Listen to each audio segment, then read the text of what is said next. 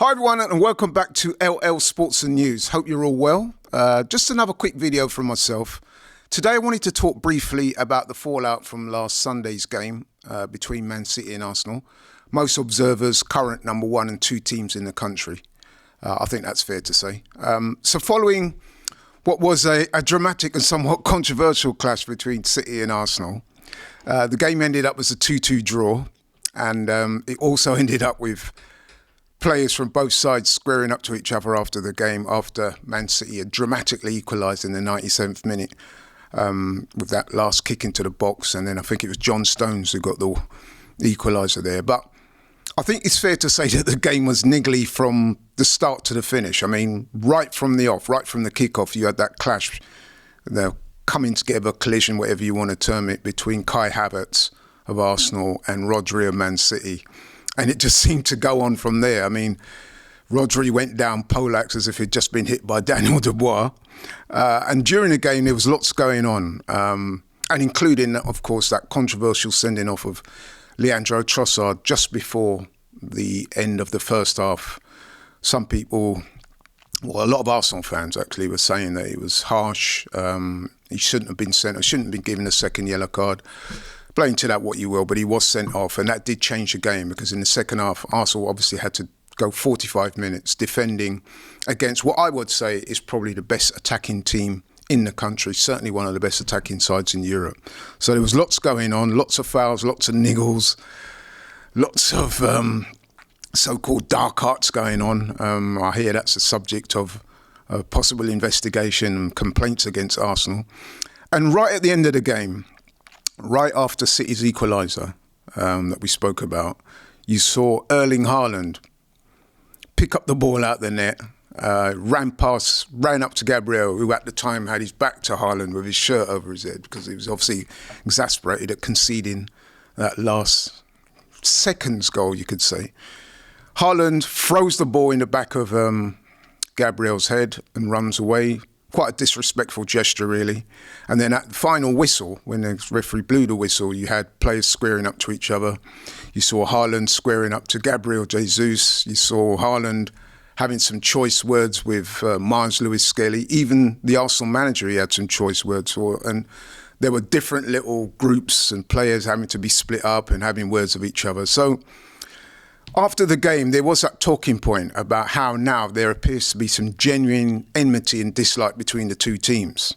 It's developed probably from last season. I mean, Arsenal have run City close the last couple of years, so there is that little niggly tension between them, you know what I mean? But this game, it seemed to come out a lot more. And following the game, you had Gabriel Magalhaes come out and basically say, he threw down the gauntlet, telling Haaland and the rest of the City, say, listen, man, we'll see you, man, back at the Emirates in February. So I thought that was quite an interesting development. And you also had Bernardo Silva from Man City. He come out and he publicly criticised Arsenal's style of play. And what I read into that was he's obviously rattled because you don't say things like that about teams that you're not worried about. So the mere fact that he's come out and said those things tells you that there's quite clearly some tension between the two teams. So both teams have had a lot to say. And listen, man, it would appear that there's beef. There is beef now between Arsenal and Man City. And you know what? I, for one, I welcome it. I mean, I don't know about you guys, man, but I don't have a problem with it. I say bring it on, you know? I mean, listen, as I said before, we've contested the title with City now for the last 2 years. We've gone closer each year. A lot of people are saying this could be Arsenal's year. And, you know, there's a lot of justification for saying that. And indeed, yesterday we got the unfortunate news, and yes, it is unfortunate news, that Rodri, one of City's pivotal players, is going to be out for the rest of the season. Could that affect things, you know? And I think certainly Arsenal's performance in that game, where, listen, playing with 10 men against Man City for more than half the game and getting out of there. I mean, they nearly won the game. Coming out of that game with a draw is a very creditable result and performance, and that will give them much confidence as we get later on into the season. So that result on Sunday, whilst it's not pivotal yet, in terms of how the season plays out, it could be quite an instrumental game. So there's a clear rivalry now developing between Man City and Arsenal. And me personally, I think rivalry is good for football. It's good for football. It's good for the Premier League. It's good for both teams. It's great for the neutrals. You've got two top teams going at it and making headlines. It's keeping people entertained. It keeps the interest going. It will motivate the teams. Everyone's talking about it. It can only be a good thing, really. As long as things don't get too out of hand, which I'm sure they won't. The powers will make sure that doesn't happen. Listen, man, bring it on. That's what people want to see. No one except the hardcore partisan Man City fans want to see Man City romp to another title. If they are going to win the title, they'll have to earn it. They'll have to do it the hard way, and there has to be somebody up there challenging them. And I think Arsenal will definitely be challenging them this season. I mean, you could make a case for Liverpool and Villa as well, certainly. Maybe some other team might come from out the shadows and challenge as well. You never know. But I think Arsenal will definitely be one of those teams up there challenging. As an Arsenal fan, I think that Arsenal have thrown down the gauntlet and said, listen, man, bring it on, we're ready. And listen, that's what we want. Fans want to see things get a bit spicy. We don't want, just a procession of City titles. They want, they want to see things get a bit ugly, get a bit like naughty. That's what we want. That's why people get interested. And it's funny because I was thinking about this today when I was preparing the show. That we've had rivalries like this before, most notably Arsenal versus Man United back in the noughties. And the late 90s through to the 2000s, yeah, Arsenal and Man United had a great rivalry.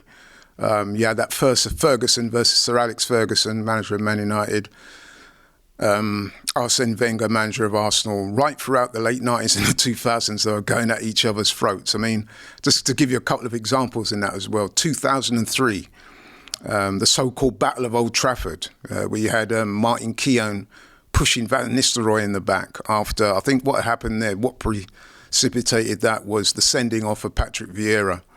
I think he lashed out at, I think he kicked out at Van Nistelrooy, and Van Nistelrooy went down when he actually hadn't been touched. And then I think Vieira got sent off, and the Arsenal players were accusing Van Nistelrooy of feigning injury. So that was, I mean, you still see clips of those games today. 2004.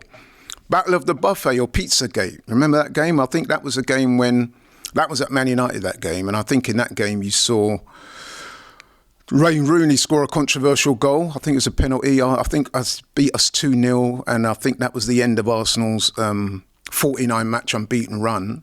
And at the end of the game, I think a 17-year-old Cesc Fabregas was alleged to have thrown pizza at Sir Alex Ferguson. So that coined the phrase Pizzagate. So yeah, man, Arsenal, Man United. And don't forget 2005. Remember that one? In the Highbury Tunnel, Patrick Vieira and Roy Keane, that famous tussle they had there. I mean, like I said, all of those games are remembered. You still see clips of those games now. You know what I mean? So rivalries are great, man. People still going on about the rivalries and remember them with a certain degree of nostalgia, even fondness, you know what I mean? Like you look back on it now and it's all fun and games. At the time it wasn't, but now we can look back on it and say, yeah, man, those things really do entertain the crowd. They help sell Premier League football. It's what people want. So I say bring it on, you know what I mean? Beef sells. And like a lot of people, I love a bit of beef. What do you guys think? I mean, do you think it's in danger of going too far? Or like me, are you a bit entertained and, you know what I mean, you want to see more of it? But, you've got to keep it contained. And like I said before, the powers that be, the Premier League, the referees, that's their job to make sure things don't get too out of control. But listen, man, I'm up for the beef. What about you guys? Let me know. But yeah, that's all I've got to say about that. I'd be interested to hear what you guys think and what you guys say. But beef, bring it. You know what I mean? But anyway, that's all from me today. Thanks for watching. I really appreciate it. I will, of course, be putting out regular videos on this channel, and I hope you'll keep watching and supporting. Please like, share, and subscribe. And I'll be speaking to you again very soon. I'm out. Take care.